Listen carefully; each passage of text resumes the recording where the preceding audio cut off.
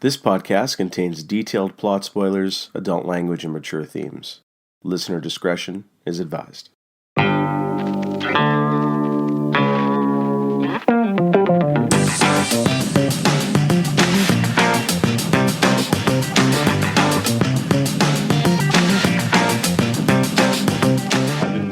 got the invite. I got the 9:05 p.m. invite. So thanks for trying to cut me out of the show, you bastard.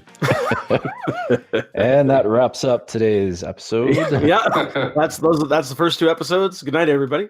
That's it. So. See you later.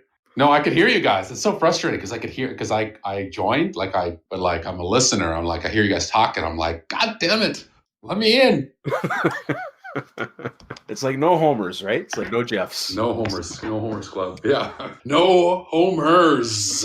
No homers. That's right. We already have one. Yeah. Sorry, quota's filled. So you gonna run this thing? Yeah. What the hell? Why not? Yeah, I would have just winged it myself. So by all means, go ahead. Fair enough. No, welcome to Podcast of Antiquities, everybody. Tonight we are starting with our live review of the Disney Plus MCU original series WandaVision.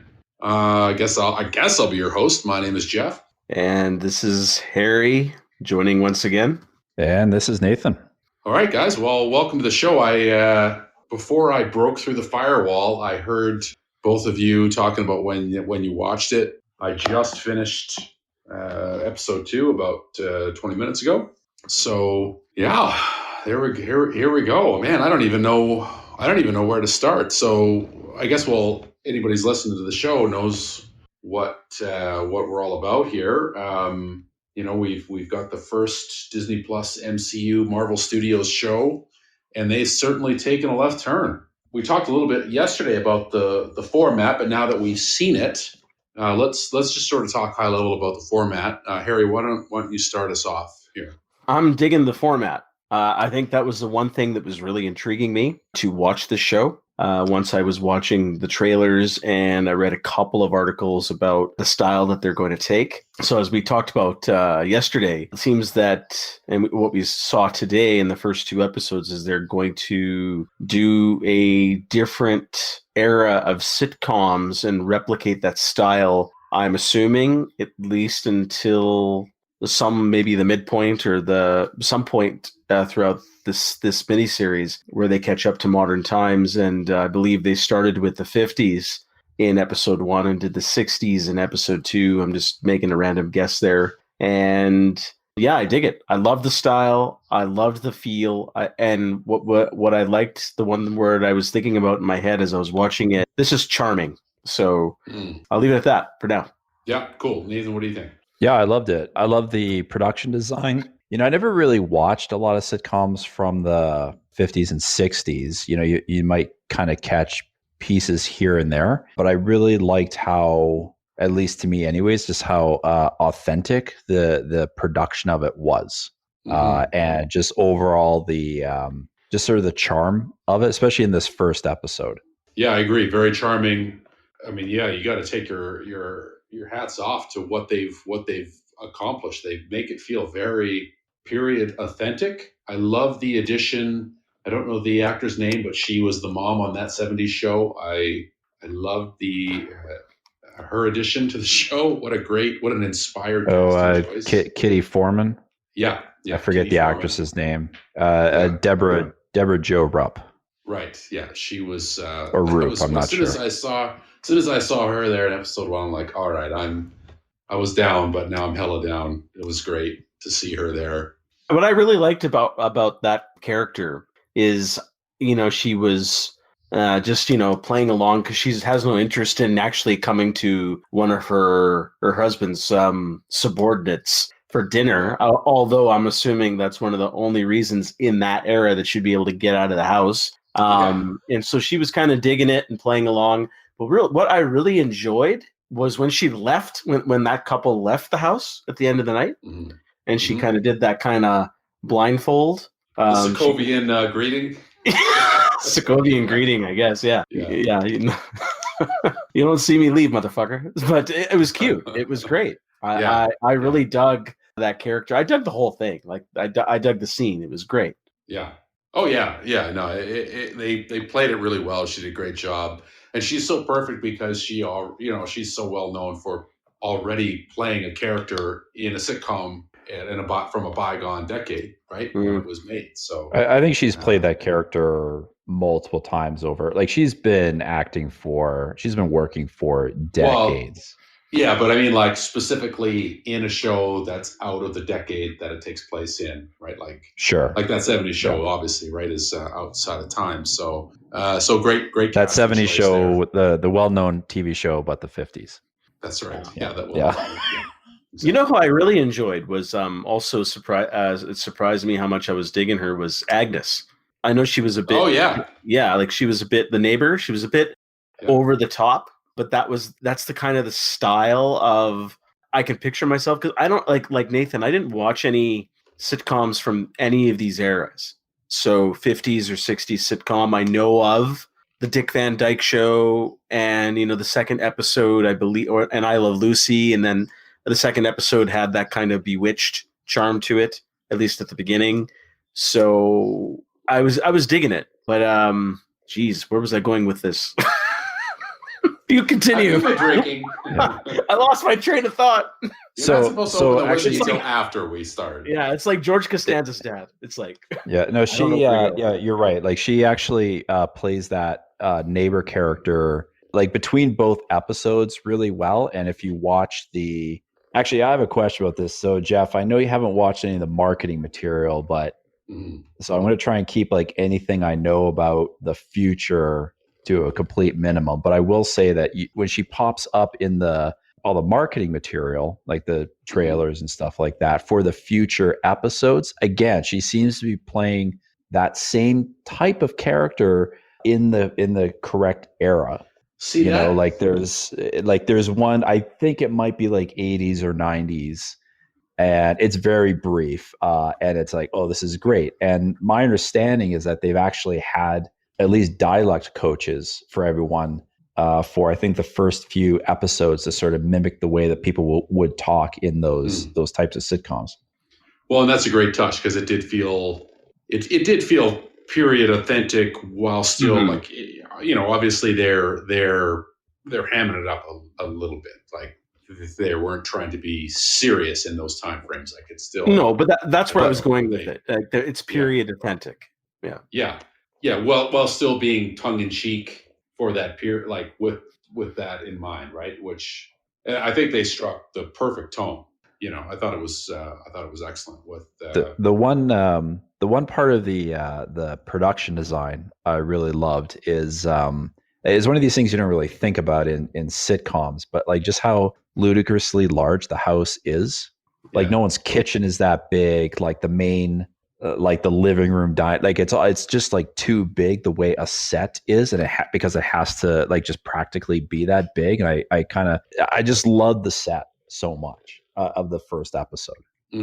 Yeah, I mean, I'm no real estate expert, but from what I know is that a lot of suburban neighborhoods in the States had that kind of wide ranch style house. We don't get that here in Canada, but in the States, I think in the suburbs, you get that large plot of land where the house is really wide. So to me, I mean, kitchen's big because it is a set, but I can see that being still a style in that time, especially in those other neighborhoods. I don't know. I feel for the 50s, it's too big.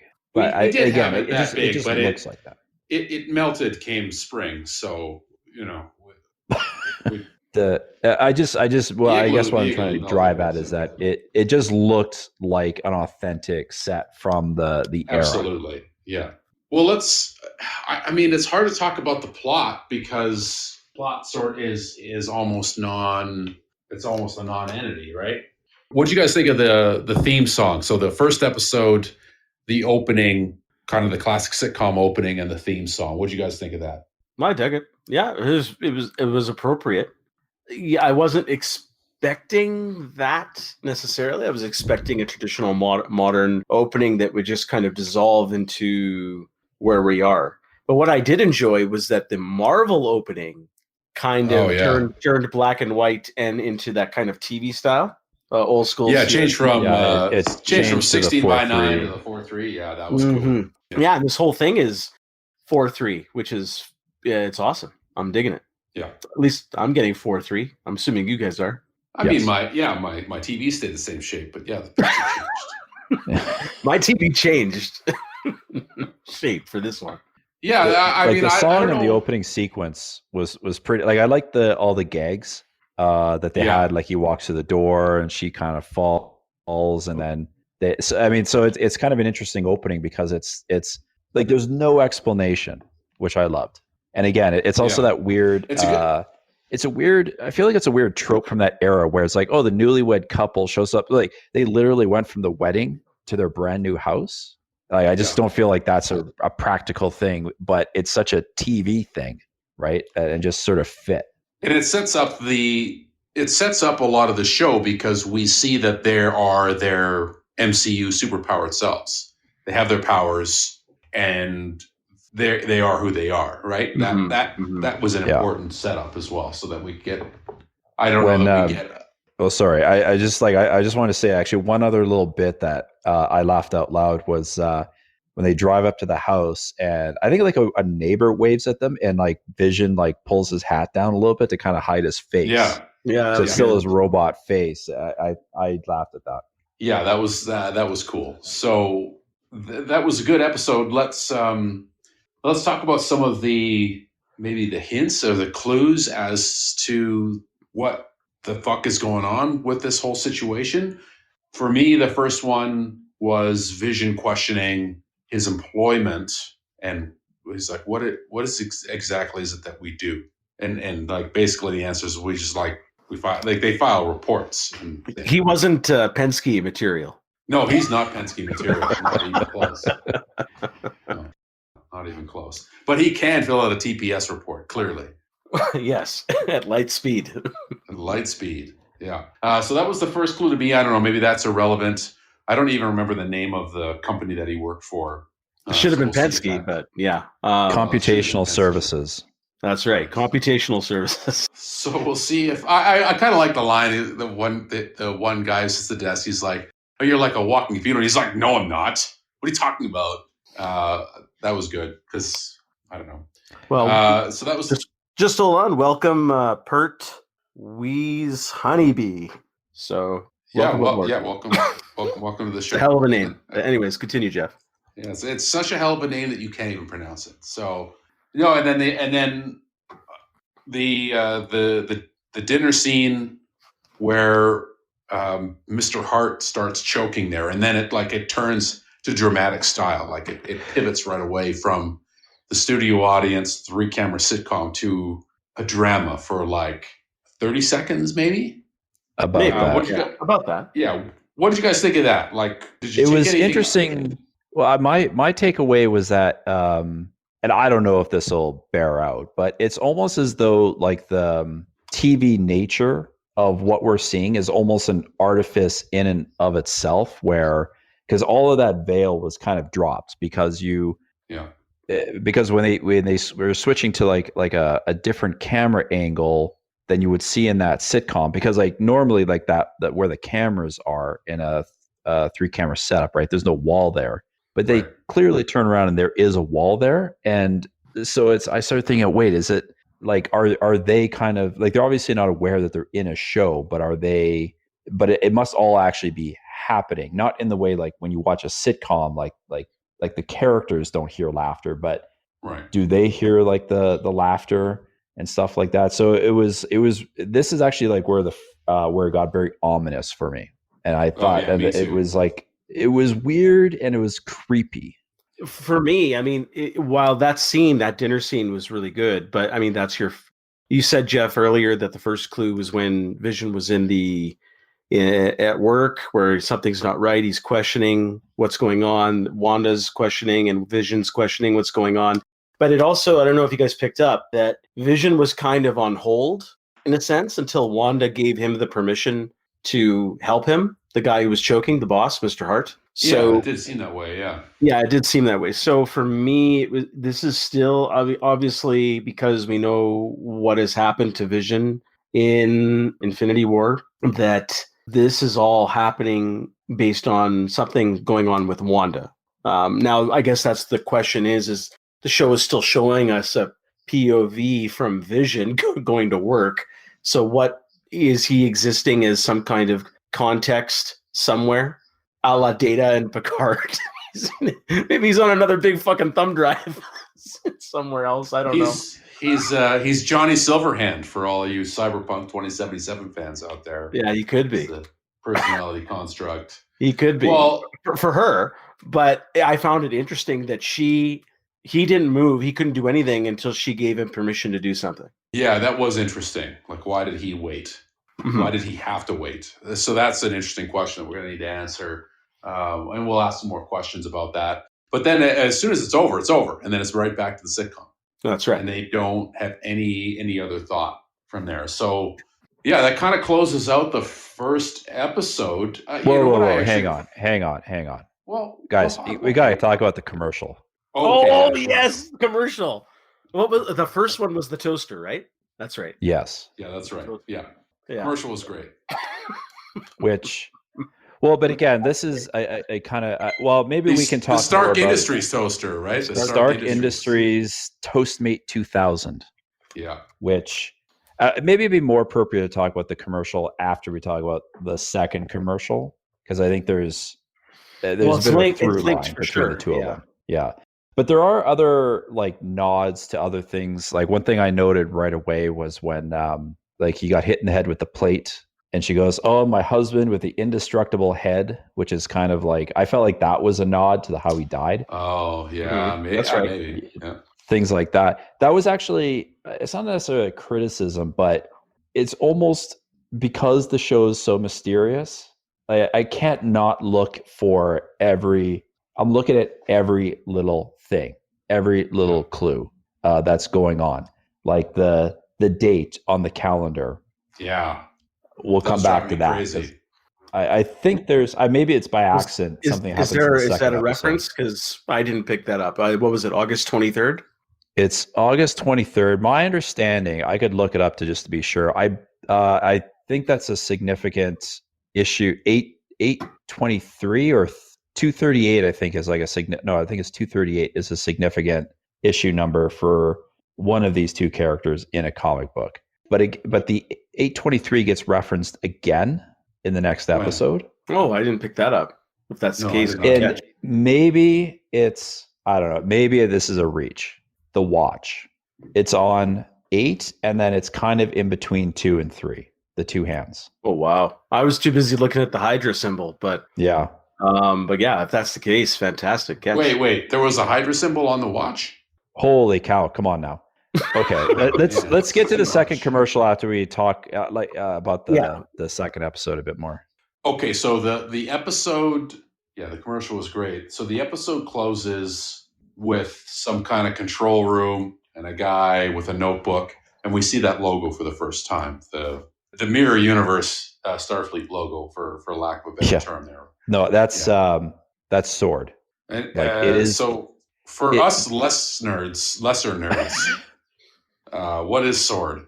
Sword so it hasn't been introduced in the MCU, or at least it has never been name dropped. I think there might have been allusions to it here and there, but Sword is, and again, I was always more of a DC guy than a Marvel guy, so I have to really dig deep on this one. Sword is sort of the sister organization of S.H.I.E.L.D. S.H.I.E.L.D. deals with threats on Earth. Sword deals with space threats and interdimensional threats. That's my understanding. Okay, so I guess that's a clue right there then. And then that's I don't want to jump to the end, but that's the same symbol on that weirdo coming out of the ground there in the sewer on the street, right? That's right. And it's on the helicopter. And it's on a helicopter. Yeah. Yeah. Oh, that's right. Okay. I found it interesting that helicopter had Iron Man colors on it. Iron Man colors. Yeah, that's what I said too right away. Yeah. Mm. Well, I think the idea is that it's red. Yes, as was Iron Man. As is Or but as in the sword? character's name is Scarlet Witch. Well, that's right. Well, Because there's multiple no, but red. Like there's a red in the it's red and toaster. it's also red and yellow. gold though. It's red and gold. Yeah. Okay, I guess. Yeah. But I mean, like there was red on the toaster. Like when it gets to the end of the toaster commercial. Well, actually, it does actually have another, because there's a bit of like an Iron Man arc reactor power up sound from that toaster. I just assumed it's like, and here's your Star. That would be so on brand for like a Stark. Here's your toaster. arc powered toaster from Stark Industries. But like the red light, the red helicopter. There's other things that are red. Big red gum. Well, when what's her name cuts her hand there, blood was colored. Emma Caulfield, yeah. Yeah, it was nice to see Emma Caulfield. Yeah. Who I haven't seen in 20 years. Looks like she's aged about 2 or 3 since Buffy. I was going to say she looks like she's aged 2 or 3 minutes since Buffy. She looked Who's great. this character? Which character are you referring to? In the second episode, I don't know. She was like the maven, the head of the whatever. The queen bee of the neighborhood. Wasn't it? Her name's Dottie or something, right? Dottie. That sounds right. Yeah, that's right. But she was in Buffy the Vampire Slayer for a few seasons, but that was like 20 years ago, and one of those actors that just doesn't age. Doesn't age. Oh, fantastic. Okay, so that's any other thoughts on the first episode? We'll dig into the second episode.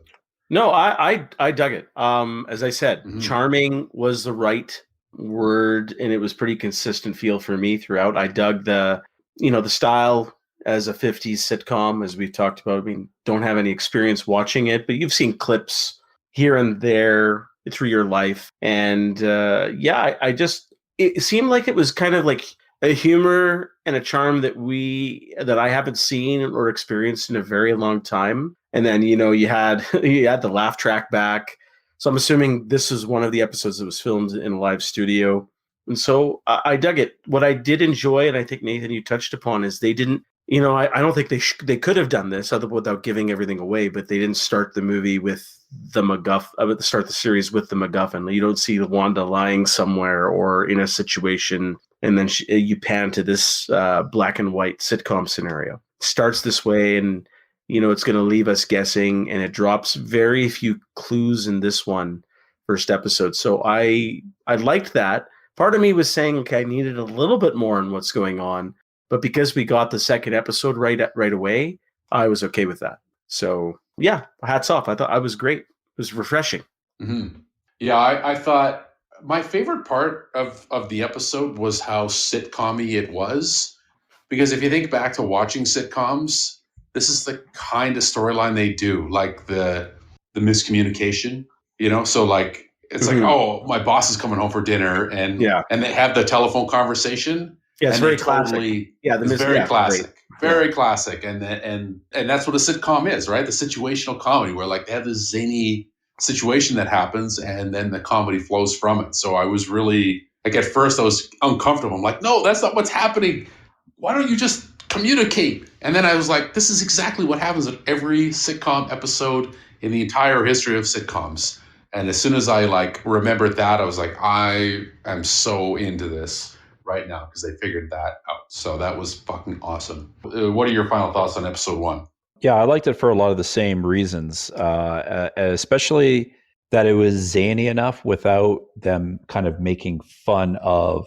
Well, I mean, I guess they are kind of poking fun a little bit at the style of those sitcoms, but it wasn't so zany and so outrageous that it pulled me out. It was just absolutely appropriate with these two characters who are simultaneously superheroes, but also without busting out a lot of really crazy superhero stuff that we know that they could do. Mm-hmm. Yeah. Okay, well, let's jump forward to, I guess, the 60s and episode 2. Certainly a different feel. The house set is very different. We get some, maybe not location shooting, but they move out into the back lot.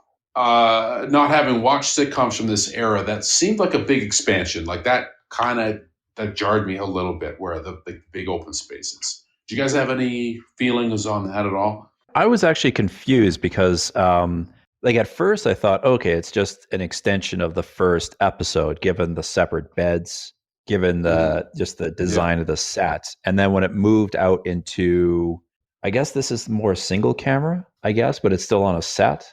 I thought, wait, it was that the style of the 60s? I still remember the 60s as being more, well, I guess they still use the three camera setup, but I didn't think that they had moved away from that at this point with this type of comedy series, I guess.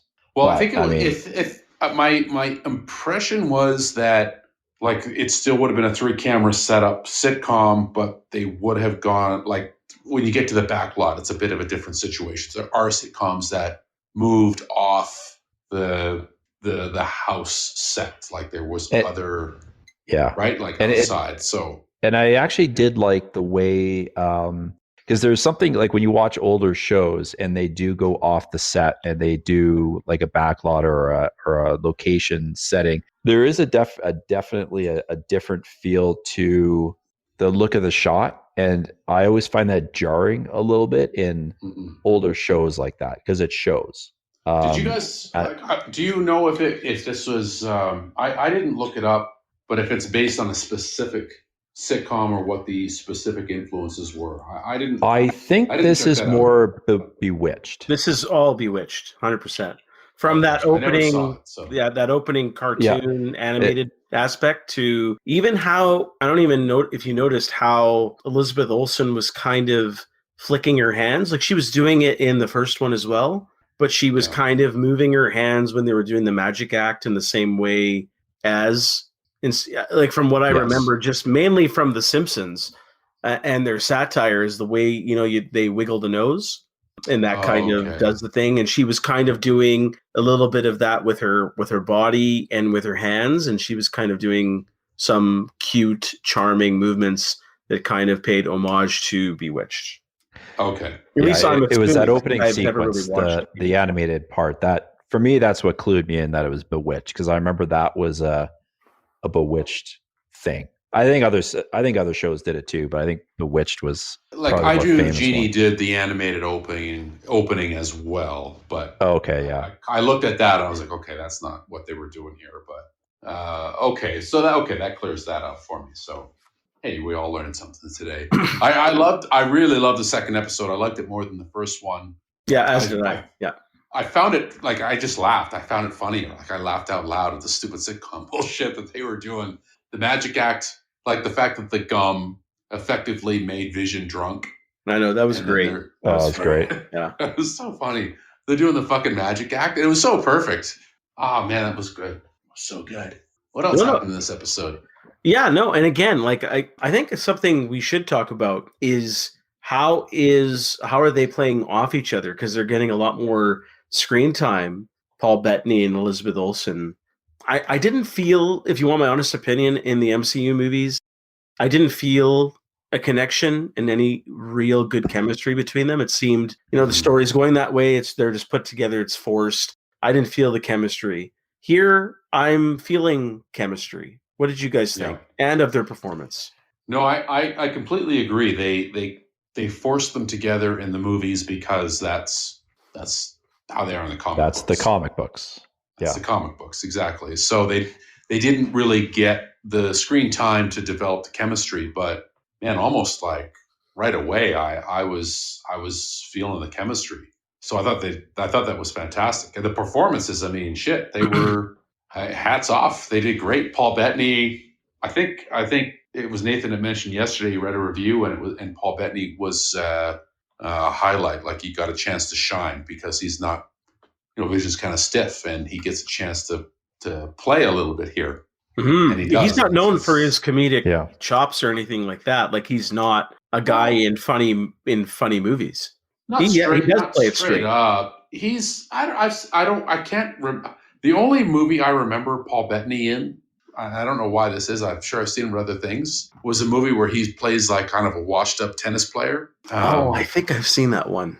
Yeah. Is Scarlett Johansson in that one? No. No, that's a different one, which is much darker. Yeah. Mm-hmm. I hate that movie. Wimbledon? Yeah, maybe it's Wimbledon. Yeah. And it's a comedy. He was very funny in that. At least I remember him being funny in that. But all British people are funny because they have that accent, and it's kind of weird. Yeah. Like, speak English already. Come on. It's funny. until they smile and then you see their teeth, right, when they're laughing. Yeah. And it's exactly. comedy's over. I kind of feel the same way because the only Like other the movie I great book of remember him British from smile. was Master and Commander, and that is not a movie with a lot of humor in it. So No, that movie's pretty serious. for it's sure. pretty. We all know what pretty a fucking bag of laughs Russell Crowe is, but not a. Have you Well, seen I him? think he's not. Have you seen him in Yeah. Unhinged in his latest movie? Yeah, when he isn't- when he isn't- Oh boy. When he isn't trying to bash you over the head with a beer bottle, That's right. He's a gas for sure. Well, he left his stand-up comedy career to pursue acting. I mean, it's a lot different in Australia, I hear, but Oh, poor Russell Crowe. He's not even in this shit. He should be though. actually, not that Why he was isn't he in the MCU? Oh, that's a good question, actually. Well, eventually everyone will be in the MCU. Eventually we'll be in the MCU. Come on now. That's true. Because they're going to get down to like Z tier, and we're going to be playing like whatever the last Spider-Man villains they could possibly dig out of the bottom of the barrel. I can't remember. It was like Piss Pot Pete or something like that. That's like some weird Spider-Man villain. One of us will be that at some point. I'll play that villain. And when they introduced the X-Men, I mean, God, like there's so many mutants like that. Like we're just going to be, so one of us is going to be Toad. Someone's going to be like the porcupine guy from Last Stand. Like that's just what's going to happen. Everybody's. I want to be.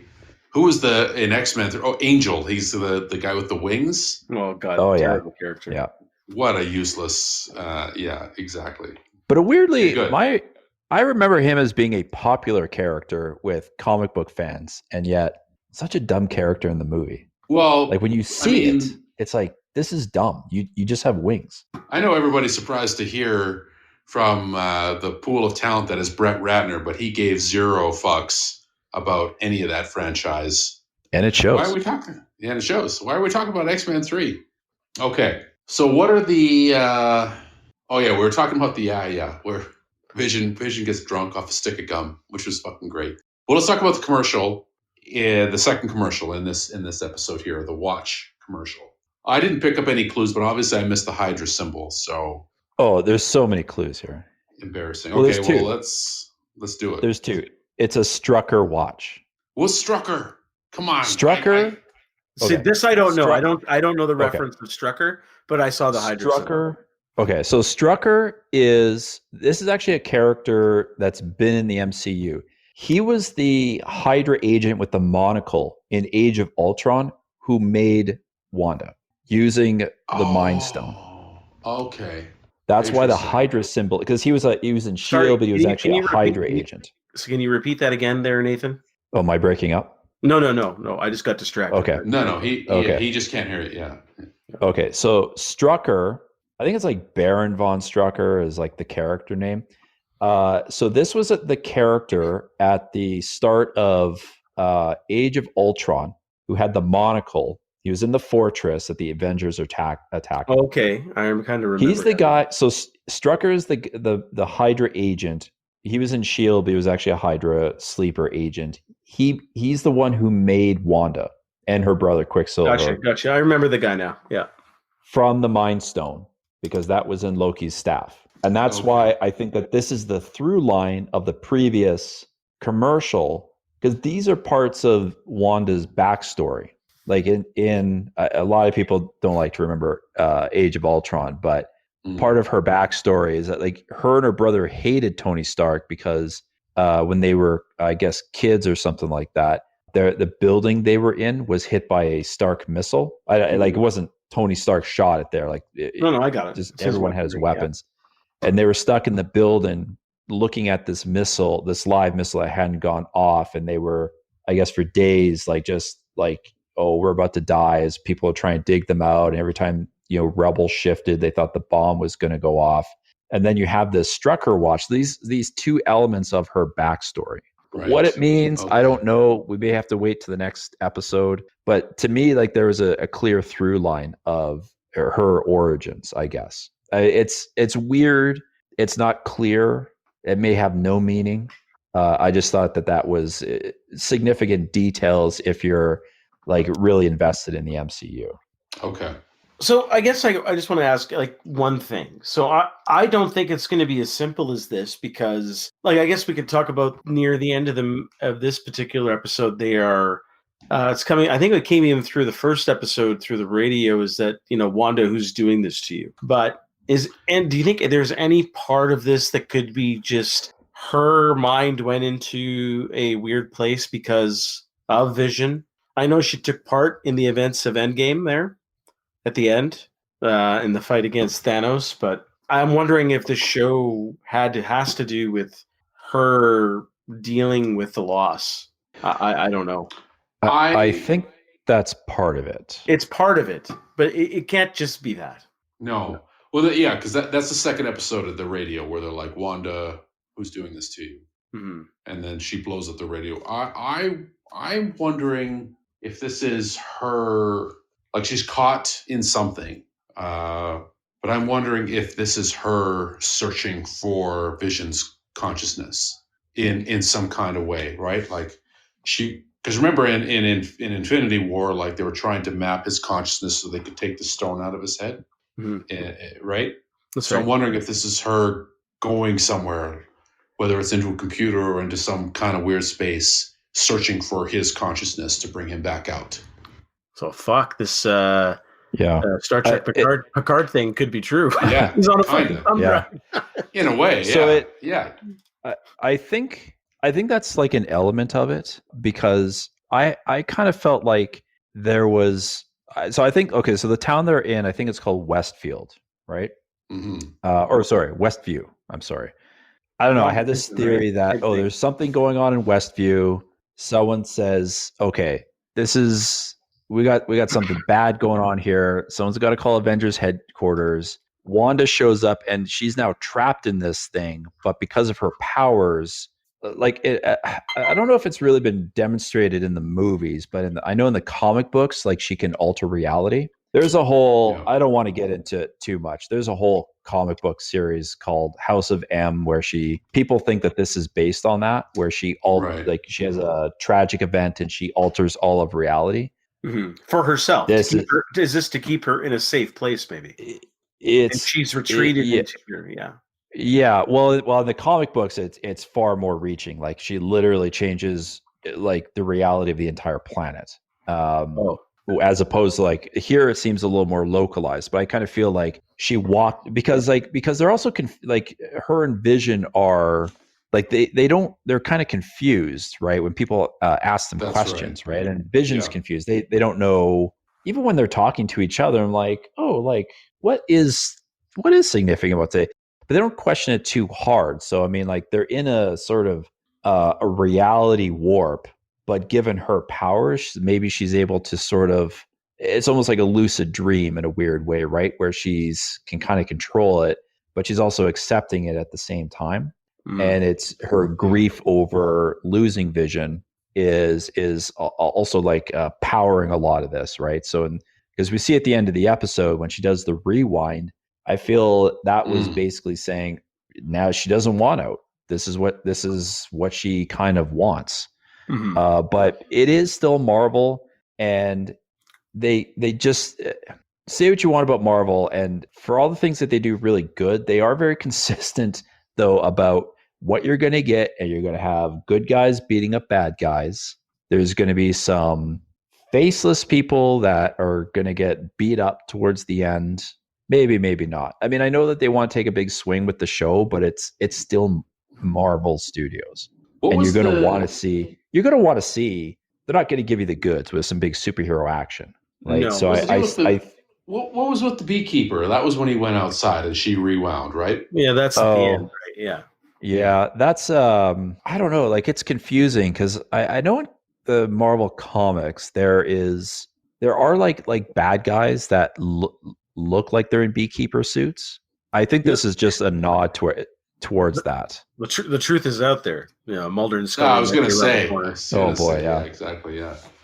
I actually kind of wonder though if this is, and actually this I thought was pretty effective because that because we talked about the start of the episode, but like that banging that was kind of going on, I actually felt that was ominous, even though it was revealed to be like a tree.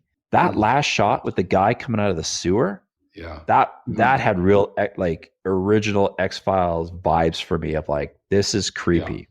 Yeah, no. But I also think that shot. if I wonder if it's a representation of something else because of the because I kind of felt like the helicopter. Well, I had the sword symbol on it. I kind of feel like it's not exactly what she's looking at because it's all this reality is warped. You know, like it almost came like I feel like, oh, is that like a sword, like a drone or something like that? But it just looks like a dumb toy to her.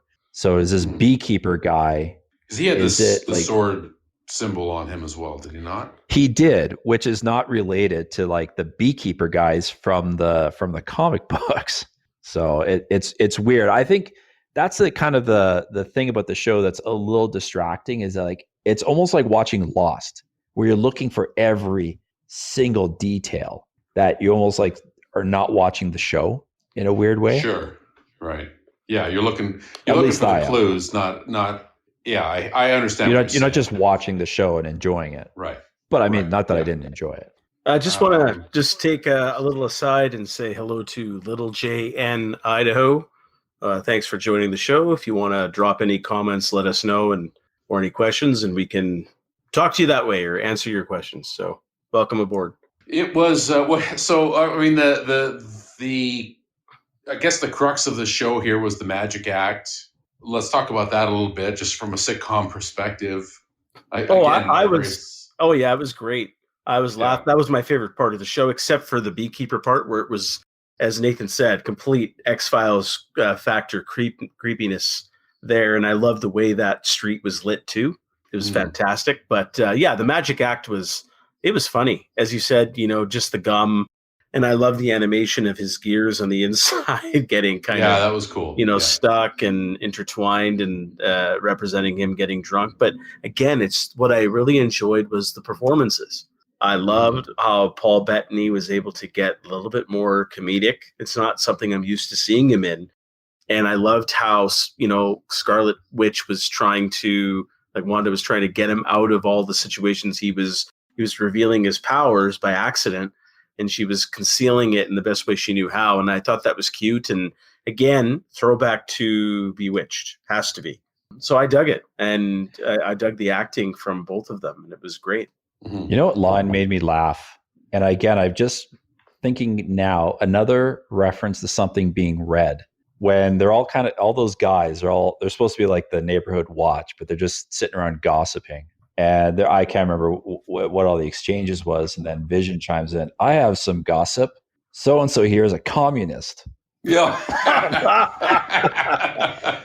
There you go. That's another red. And I think I was expecting it might be true. You might have revealed him. And that would have been fantastic. Yeah, he outed him. Yeah. That would have been funny. That guy, actually, he was one of my favorite side characters. I think even the first one, because he was in The Office. He was the co-worker. He was the co-worker in The Office. Yeah. So I was digging it. I dig that character. I want more of him. And it was his grandmother's piano that they fucked up too, right? That's right. Yeah, that was funny too. The guy with the. Oh, sorry. Okay, I'm thinking of a different character. No, there was the guy with the big giant mustache. I'm thinking of David Schwimmer light with the mustache. Oh yeah, totally. Yeah, he totally looks like Schwimmer. Yep, he does. Yeah, I had the same thought. Yeah, that was it was great. The magic act was hilarious. I loved how they played that up. I mean, it's what genius to put these two superheroes here and to be able to do this sort of 60s style sitcom. Like he's floating and she beams in the pulley system there and does the thing with the piano and all that stuff. Man, it's so good. It's fucking great. And it's funny. What's great is it's for us who watch the movies and you see it's consistent with the characters, but it's funny in the context of the style of the sitcom. Man, my hat's off to that for figuring that shit out, man. God damn, it's so good. One thing I noticed during the magic scene, the way actually there's two things. Actually, one's more just production related. Another one, I don't know how it relates to the show. First of all, you notice how far apart everybody was sitting? No, I didn't Like, notice. it seemed odd. Like, it was like one person per table. This has got to be So pre-COVID, though, isn't it? I Sure know. it was supposed to come out last year, though, was it not? It's pretty Well, good. that's what I was looking up. There's nothing here. They're just sitting at No, tables. No. Because I was looking, because I do know that this show was shut down due to COVID at one point. So I thought, like, wait, but this is only the second episode. Did they shoot this post? Anyways, I couldn't get that out of my head. But the other thing I thought was weird was, do you guys remember why they were doing the magic show? Was it a fundraiser? Yeah, fundraiser for the children. For the children, that's right. Oh, and then did any of you see a single child in this show? No, but then I think we got to talk about it. All of a sudden, she becomes pregnant. She's pregnant. Yeah. Right. That's an interesting development. Is that going to carry through? Because it still seems like they're the same, like it's the same neighborhood and the same people, just later. It seemed like it was the next day. Well, I was wondering, actually, what I was wondering is, like, have they been living here for 10 years? And this is 10 years later. No, I felt it was the next day because... Yeah. But in a purgatory kind of a sense, though, you know what I mean? Like, no, because they're still new to the neighborhood, right? They're still new, right? But how can they still be new if they've been there for 10 years? And that's why I felt like okay. That's why they're going to go meet Emma Caulfield or Dodie, because, like, oh, if you want, you want to be on the in crowd, Dodie's the one. If she'd been there for 10 years, to, okay, yeah. And if it was if they'd been there for 10 years. Vision would have been head of the neighborhood watch by this point because he can shoot laser beams out of his forehead. So yeah, that's right. Okay.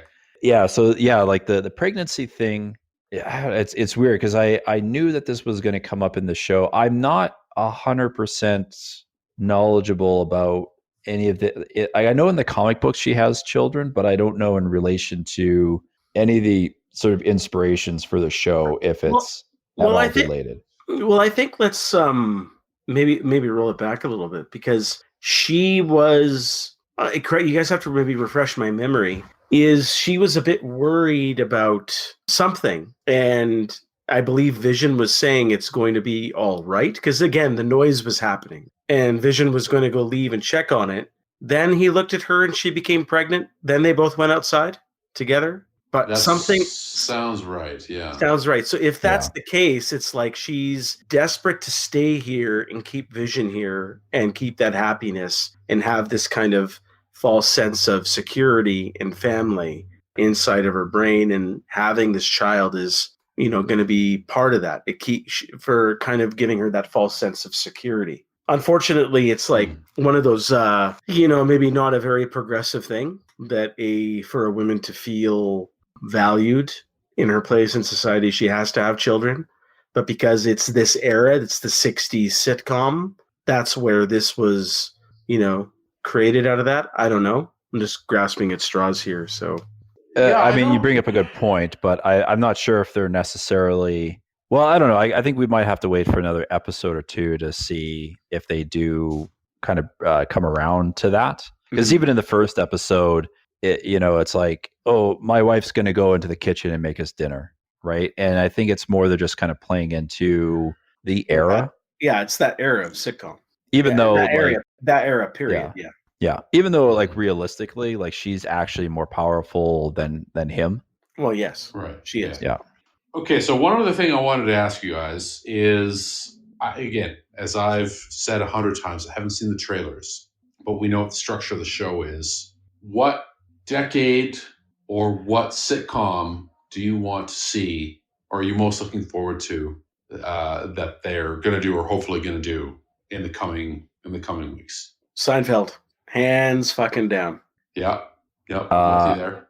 I'm in the same boat. I want to see if they do, and then eventually Curb Your Enthusiasm. I think that someone I read that this is shown in some of the marketing material, but I don't recall it. When they move into the more like modern era, like around our time now, like 2000s or 2010s, they do something more like The Office, where I think I was going to say The Office was going to be my pick. Like, I want to see them do that, or Cheers. Yeah. I don't think they're I going to don't do know that because that's either the format, like because I think it's couple, right? I think the format's more just because it's like in the house, right? Yeah, it's gonna be in the house. Yeah. But like Vision behind the bar, Wanda as Diane, like come on, that would be gold. That would be pretty awesome. Yeah, it would be, but I think you're gonna get more like 80s style, like Family Ties or Cosby Show or Fresh Prince. Guys. It's gonna be. It's the thing. Not. I don't think it'll be. It might be like 2 or 3 episodes from now. Like they're gonna do like a Full House episode. Oh, probably. Oh, yeah. Like they. Okay, how would can make they? sense, yeah. Oh, how of can course. they not? Yeah. How can they not? Yeah. Yeah. You're right. Yeah. Well, no, that's perfect though because like I got no love for Full House. I never liked it, and I still don't like it. But if they do it here, that would be. There's so much there. There's so much there to make fun of that would be comedy gold. And then maybe that'll be the child. Right. Exactly. Or There you twins. Yeah. I think it's twins. Yeah. Well. Anyways. Yeah. I think that's more because she's now one half of a twin sibling pair. So I think that's I think there's even a comic book where Vision has, I don't think they're twins, but they are like robot children that he builds. That'd be funny. That'd be hilarious.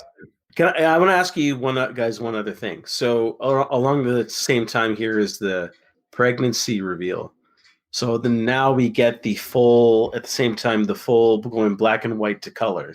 So that's a transition into the next sitcom where we're actually going to get color, probably for a 70s vibe from episode to episode. But did that represent anything for Wanda herself?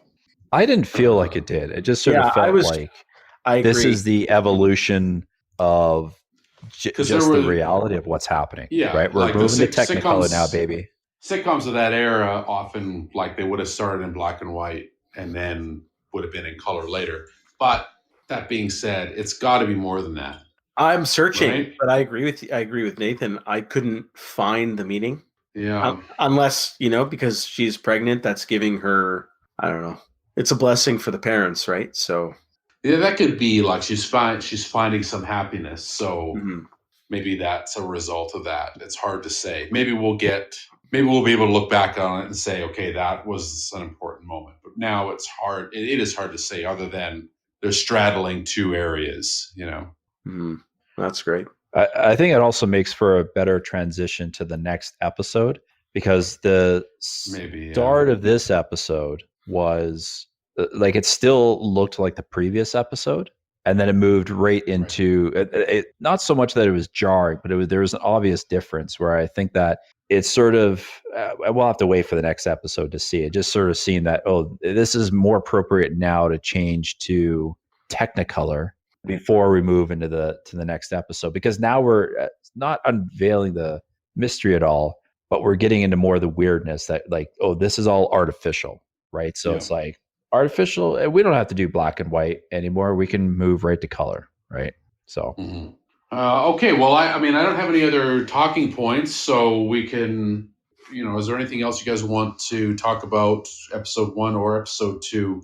Harry, why don't you go first? Anything else you want to chime in with? No, I think we covered it because they haven't dropped too much for us yet to talk about. We got those 2 lovely. Unless you want to talk more about the through line of the commercials, if we already, we already talked about the commercials, so I don't know if there's anything more there, Nathan, that we need to dive into there. I don't think so. I think there may be more things to think about when. I'm assuming there's going to be a commercial per episode. I have no idea if they're going to. That would make sense, or not, right? They must. It'd be kind of fun if because both of those commercials were really also of the era. It's also the same actors. Yes. Speaking of commercials, I'll just do a little segue. For some reason, on my YouTube recommendations, they threw out a drunk Orson Welles champagne commercial. So look up Orson Welles drunk film and commercial, and it's actually fantastic because you see all the behind the scenes takes of him trying to complete this commercial. And he's this This is not an SNL skit. This is like legit. This is legit, Oh. like the real deal. Yeah. Awesome. It's uncomfortably funny, so it's great. Okay. So watch I that. have heard of this. Yeah. So watch that when you get a chance. So Orson Welles is the original Marlon Brando. that is correct. Yeah. Welcome, Sean. He entered. He has entered the live studio, which is very lively. Yeah, it's very lively. All right. Well, why don't we? If so, any final thoughts? Well, I guess we'll wrap it up, guys. Nathan, what are your final thoughts here? Okay. Sorry, I was talking at the same time. I wasn't sure if you said my name. Yeah. Final thoughts. Well, first of all, it's frustrating to not give too much away to you, Geoff, because I know you're trying to stay as spoiler free as possible. How do you know all of what's going? Like, This is another question. It's like, okay, where are you getting all this information from? Yeah, exactly. I've seen the trailers. Okay, so I've watched the trailers. There's been okay, I will say that there's one. Okay, how do I describe it? They've announced a lot of things about this show and what it was sort of going to be about, and then I've read some speculation about what it may be based on. I had already known about like a whole comic book line of Vision living in the suburbs with a robot wife that he built and 2 robot children that he built, and I don't know anything about the comic book. I just remember some of the artwork where they're just like he's in. You remember in I think it's in Civil War. He's just wearing like a nice sweater with like a shirt underneath. He just looks like that in the comic book. The House of M thing. It's relatively new within the last 20 years. I've just a vague awareness of it, but also like a lot of the casting. I think we talked about yesterday in the pre-show about how does this connect to the larger universe. I'm not going to give anything away here. There are multiple characters that will show up in this show that we have seen before in movies. And we have actually already seen one character that we have seen before. Which is who? I will not say. Okay. It's kind of a spoiler, not really. But we'll talk about it. Yeah, let's talk about it when it reveals itself. Exactly. So that's the thing. So I'm just like bursting at the seams. I kind of want to talk about it. The voice that we hear on the radio, I think I know who that is. That's another character I think we've seen before. Yeah, it's stuff like that. So my final thoughts, so like I'm really sold. I'm actually glad they dropped both of these episodes at once, because I think if I'd watched the first episode in isolation, I think I would have been a little bit frustrated that it's like, I got to wait, hold on. It's like, well, I like it, but like, I don't know what the fuck is going on. It's fun, but do I care? You know, so I think that I wonder if that was part of the calculation as to why they dropped the first 2 episodes like this. It must have been, because I had the exact same thought. Yeah, same here. But I'm digging it. I'm totally digging it, and I'm fully in. I mean, I've been drinking the MCU Kool-Aid for a while, but I'm really into this. Yeah, Harry, what are your final thoughts? No, for the first 2 episodes, just like Nathan just said, I'm all in. I was intrigued with the show. It's intrigued me even more so far. I enjoy the charm. I enjoy the 2 leads because, as we mentioned, they didn't get enough a chance to play off each other in the movies. They're getting more so to do now, and they've got some good chemistry. And I'm digging the mystery, and I'm digging the other character actors, especially Agnes. I like her. I won't say anything, but I think she's got more going on there. She'll have more to do there. And I'm looking forward to her. So acting's good, it's creative. It's the main thing here is it's refreshing. So for the MCU to take a chance like this so far, it's good. Hopefully it sticks the landing, which is the key for any show. And this is a miniseries, so hopefully it will stick the landing. So far, I have faith that it will. I have no qualms so far. So I'm all in. I can only agree with you guys. I'm into it. So far, so good. Love that they took a hard left and went for it, man. You got to respect that. Yeah, everybody's good. I really like Elizabeth Olsen a lot, and I'm glad they're giving her an opportunity to anchor the show. I think she's doing a good job. Paul Bettany's a known quantity, and he's doing what he does. But yeah, I really like that she's being given a starring role here. I think she's great. I think she was underutilized in the films, and I'm looking forward to seeing what they've got going. So, okay, I guess there's a show, boys. That's a show. So why don't you plug the show there, Geoff? So Yeah, thanks for everybody who's tuned in tonight. Thanks for listening. Check out our, our regular series where we talk about underappreciated films from all decades, going back. I think our oldest film is from the 50s, all the way up to modern times, where we check out shows that maybe didn't get their due. So check that out. We're on the iTunes. We're on the Google Plays, I assume, Harry. Yes. We're on Podbean here as well. Spotify as well. Yeah. Spotify, yeah. So check us out there. You can email us at rareantiquitiespod@gmail.com. And you can Twitter us up or on social media. Twitter us up. Yeah, we're not banned like Trump, at least not yet. Not yet, but let's give me another 5 minutes. It's happening. Yeah. What's our Twitters, Harry? What's our Twitter handle? It's at Rare Antiquity. At Rare Antiquity. Okay, good. So and we'll be back next week at about the same time to review episode 3 of WandaVision. Shit. Yeah, I guess that's the show, boys. So thanks very much for joining tonight, and I can't wait for next time. Yeah, me too. All right, take it easy, guys. Have a good night. Yeah, see you next time.